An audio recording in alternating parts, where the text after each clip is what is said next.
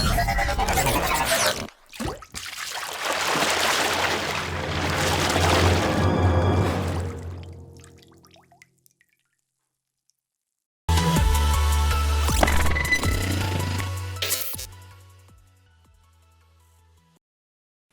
and welcome to Action! Today's special guests are Advika from India, Mira from Thailand, Hi. Gareth from South Africa, and Mio from Zambia. Hi. I'm Zach Garrett, and today's topic is generation equality.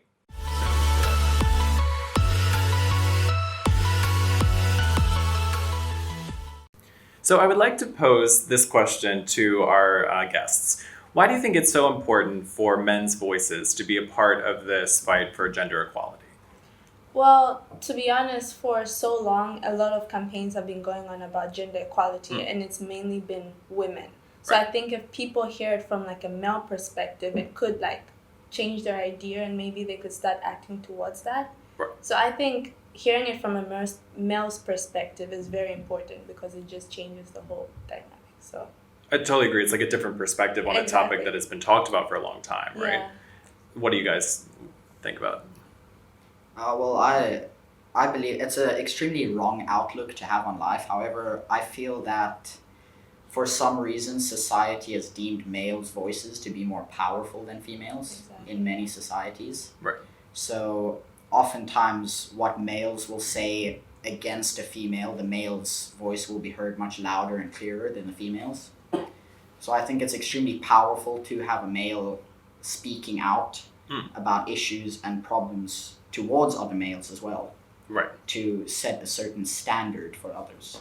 Well, and a lot of time the problem is between like male groups. I feel like there's like this bad sort of energy that is around when there's like a lot of guys, sometimes, not always, in the same space, right? And then this is kind of like they're maybe showing off or something like this. But I think that when there's one person in a group, or hopefully more than one person who's willing to say, hey, that wasn't a cool thing to say, then like this can help because a lot of times maybe there are no women in the room. And it's always this thing of like, it's the responsibility of women to speak for women's issues, which is such a wrong outlook to have. So what do you guys think about that? Like, I'd say if you want to change, it's not only women who need to work for it, it's men also. Like, a change is not only done by half the people, everybody has to work in, that includes men. And as Gareth said, men, well, due to society, men do have a strong voice. So a men's voice is pretty strong. It's going to help make the change faster, better, and make lives of everyone much better earlier than it's supposed to be, because the change is important and it's good, this thing. And as a woman, like we're always taught to like stand up for ourselves because of society. Right. But if a man stands up for me, it just changes the whole thing, you know? So I think it's very important for men to start standing up for women, and like it just changes everything. and one of the big things for he for she as well is about education for especially young children and boys.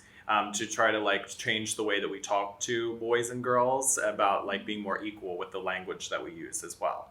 Do you think that has an important role in this? I mean, the way you speak to someone portrays yourself. Like, the way I speak to you says a lot about me. So letting men know how to speak or girls know how to speak will make a big difference, because they'll know how to speak respectfully, and that respect could help make a change also. Like, respect is also a big part of the community now. Yeah. And I was taught growing up that you can't earn respect without respecting the other person. Yeah. So it's, you know... It's a two-way street. Exactly. Yeah. It's earned. And I personally think males have a kind of an alpha male complex, you know? So as you were speaking about with the groups, the men always want to be bigger and stronger than others, you understand? But as soon as there's that one black sheep in the whole entire herd, it's going to start spreading. Exactly. You know? And it's a small start, but then a huge finish at the end. And having conversations about it, just starting the conversation, or just being willing to say something about it when you hear somebody say something that's whack is, I think, a good way to start. Like, and then from the perspective of like families, because we know data shows a lot that when violence. Speaking about violence now, when violence is witnessed by young boys in a home, then they're way, way, way more likely to be perpetrators themselves of some kind of act of violence against women.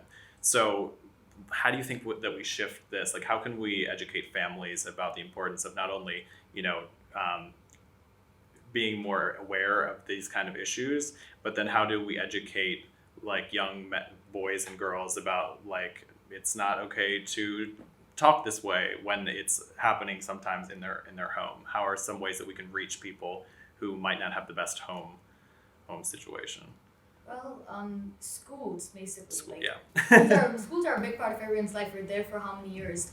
So if your teachers like teach you every day, oh, this is how you speak, this is what you do, this is right and that is wrong. Because children, their brains are like sponges. They absorb everything. If they see bad going on at home, if they see their father hitting their mom, that's what they're going to understand. Oh, my dad did this. Oh, that's okay. It's okay for me to do it.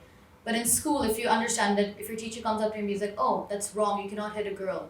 A girl can't hit a guy also, like, it's basic decency. If a teacher teaches that to a child from a young age, I think the chances of a person becoming a criminal is much lower, or the chance of violence is much lower.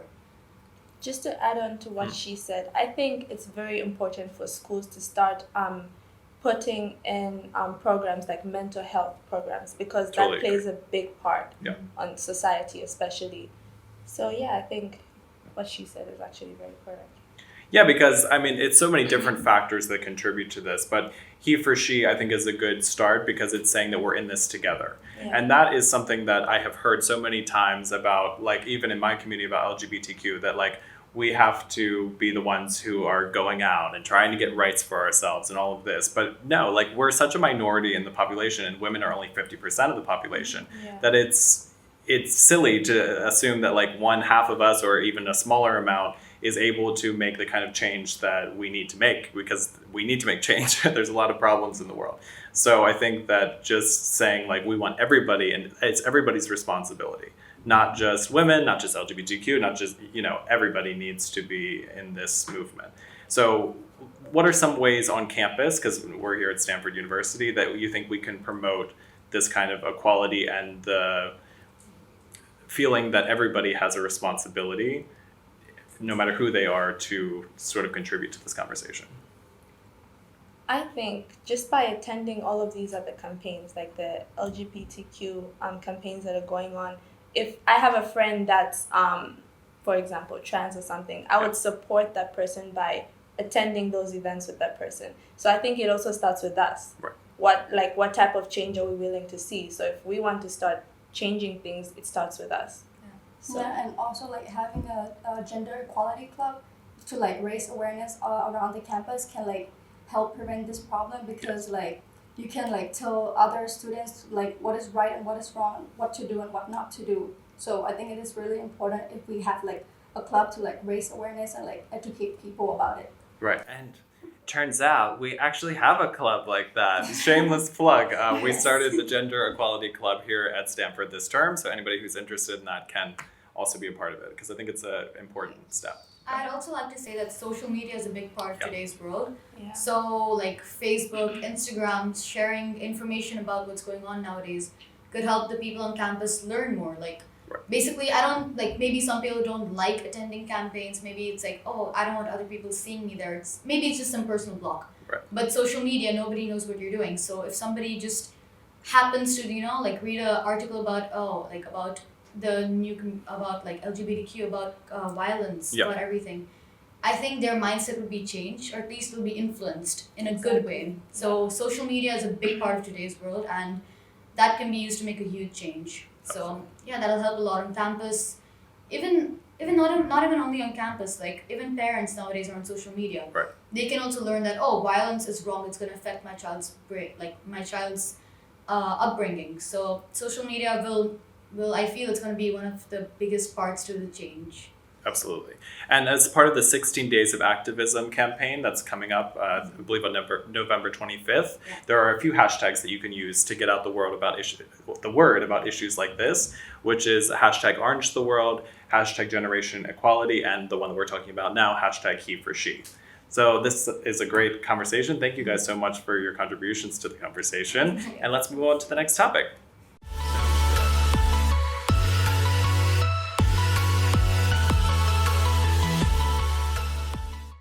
Another major hurdle for equality is the epidemic of sexual violence against women. According to a recent report by UN Women, 1 in 3 women experience sexual or physical violence, usually by an intimate partner. How can we be a part of the solution to this epidemic of violence against women? So 1 in 3. That's a terrifying piece of data. How can we stop this epidemic of sexual violence against women and violence in general against women? There are so many different tools and methods which people may come up with and ideas for preventing or slowing down or stopping this kind of, you might call it an epidemic. However, the strongest weapon which has always been used is your words, I feel, and most, if not multiple of the cases, we don't know about them. They're not spoken about. And the victims are, as you can imagine, embarrassed. They feel violated, obviously. Right. Their personal space or their dignity taken away from them. However, I feel that speaking about it is one of the strongest things you can do. It's an extreme way to slow it down and help others as well within a situation. Sharing the stories. Yeah. So basically by increasing the number of support groups. Yes. Because a lot of people don't want to talk about it, Right. because like he said, they feel violated and it's embarrassing. So just by increasing the number of support groups and like basically talking to these women, because a lot of people don't want to leave because they feel like, oh, there's no one out there for me. Right. So they decide to stay in that relationship, which is very toxic. Absolutely. So I think if they have access to more support groups, it could change things. I totally agree. And a lot of times the laws aren't in place to actually support women when they do come forward, which is another big hurdle in somebody actually being willing to come forward and talk about their story, right? I just have some data from the Asia Foundation, and it says 91% of survivors of rape and sexual assault report knowing the subject. And this is a big problem because everybody, I think, or many people have this misconception that it happens like in a dark alley somewhere and you've never met the person, and then all of a sudden this character comes out of the shadows and like a sexual assault or rape happens. But that's not actually what happens. According to this data and everywhere in the world, it's always mostly, resoundingly, somebody that you know. And so when it's somebody that you know, then there's also a lot of other laws that come into place. Like, for instance, 68% of victims show no visible signs of injury. And so I know that in a lot of different places, police, when a woman comes to report an incident, they will look for physical signs of like a struggle or something like that. But as we know, many women or men don't try to fight back because it's like a defense mechanism. They don't want to get hurt more. So they sort of just go into like a shutdown mode. So you know, this is something about the way that these police cases are being handled, but also about that you kind of know the person, which adds a whole nother dynamic to it. Yeah. And so what are your guys' thoughts about this? You see, in my country, I mean, let me just say, I'm speaking based off of what I know, right? Culture, basically a lot of people and a lot of families like to protect their reputation.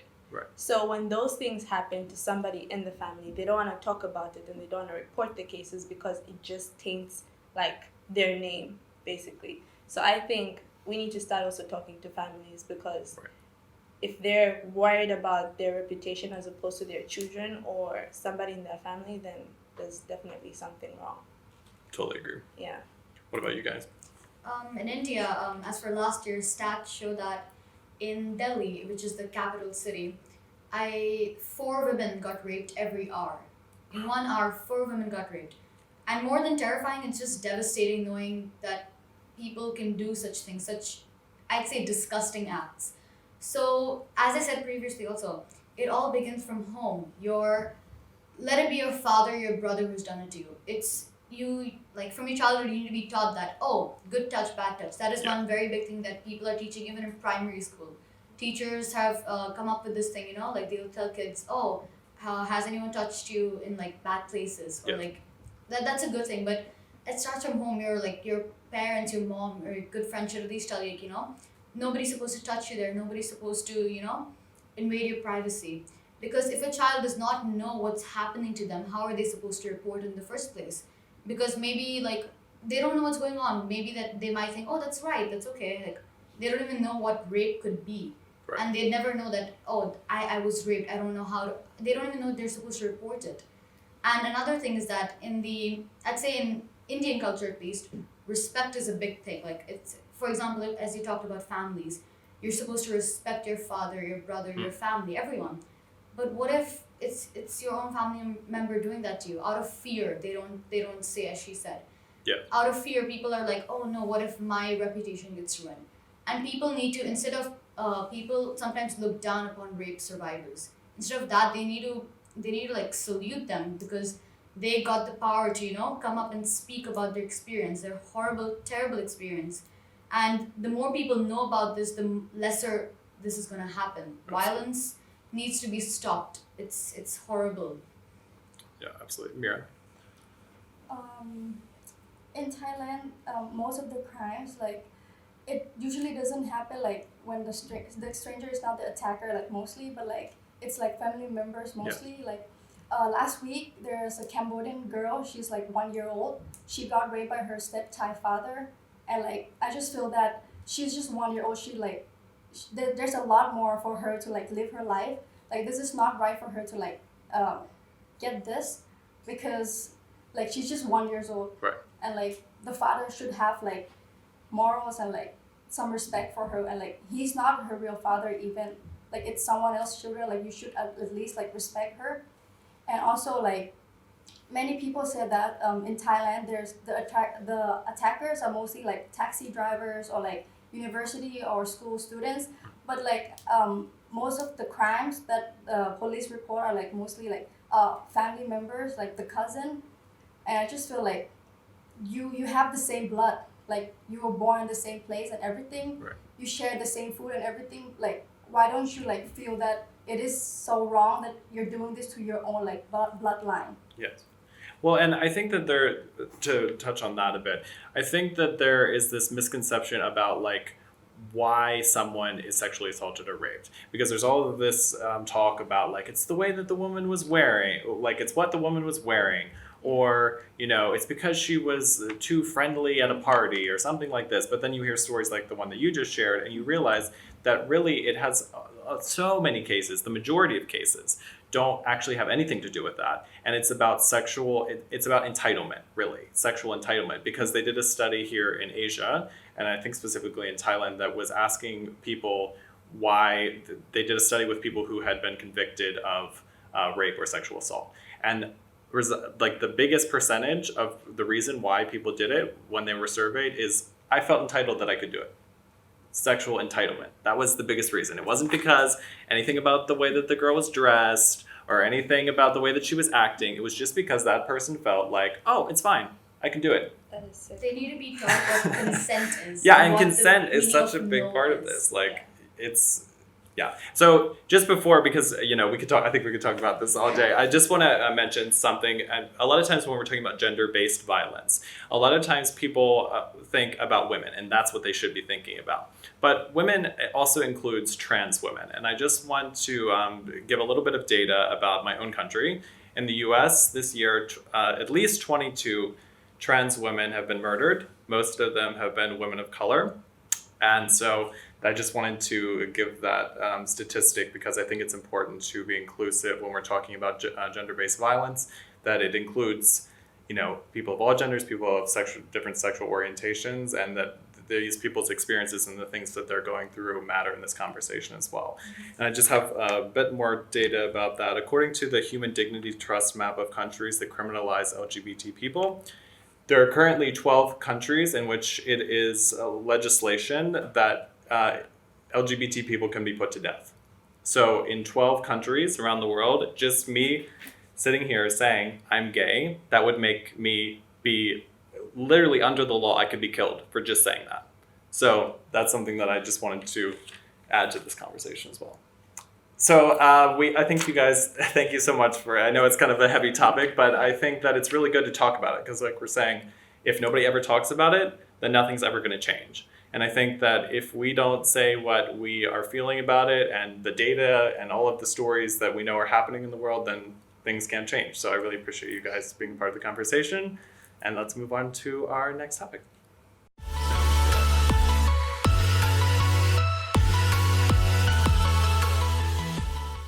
The Progressive Women and Men's Foundation of Thailand held an event called Housework is for Everyone.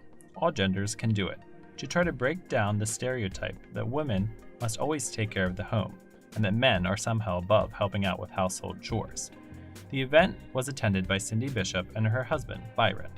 Byron Bishop shared that he was very active in participating in household chores, which creates a more equal home and family life for he and Cindy.